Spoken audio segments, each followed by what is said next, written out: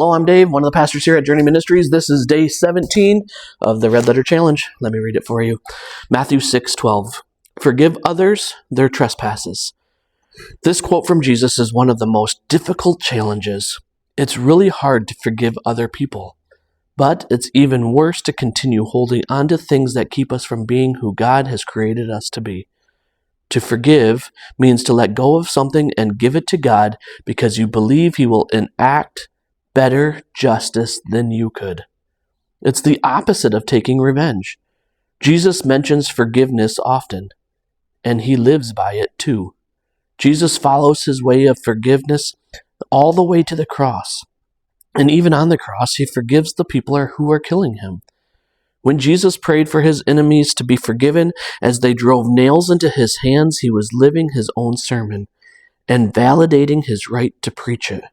So, if we truly want to follow Jesus, we have to be people who forgive. There's nothing that can be done to us or against us that we cannot forgive. At least that's what we say. But what about this situation? Simon Wiesenthal was an Austrian Jew imprisoned in a Nazi concentration camp. He worked in a hospital where a young German soldier named Karl Sedel was about to die. Sedel's last request was to talk to a Jew.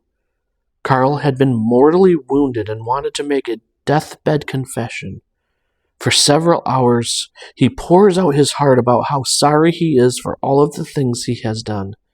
He mentions people he has killed, and Simon knows some of the victims and his families and friends.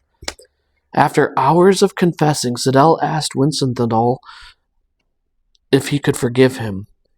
In his book, The Sunflower, Wiesenthal asks, "Ought I to have forgiven him? Was my silence at the bedside of the dying Nazi right or wrong?" This is a profound moral question that challenges the conscience of the reader of this episode, just as much as it once challenged my heart and mind. The crux of the matter is, of course, the question of forgiveness. Forgetting is something that time alone takes care of, but forgiveness is an act of volition, and only the sufferer is qualified to make the decision. You, who have just read this sad and tragic episode in my life, can mentally change places with me and ask yourself the crucial question: what would I have done?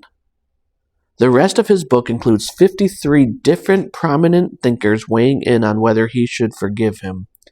28 of the authors said forgiveness is not possible. 16 said it is, and 9 were unsure. How would you respond? As followers of Jesus, we are called to forgive, but even in this situation? Or is this an exception of the rule? Is there a limit to forgiveness? It's a question we can relate to because we have all been wronged by somebody. In Matthew chapter 18, Peter asks Jesus how many times we have to forgive a person. Do we have to forgive 7 times? Jesus replies, "I tell you, not 7 times, but 77 times. Peter was looking for a limit. He thought he was being generous by suggesting 7 times, because the law only required 3. But Jesus' response took it to the extreme.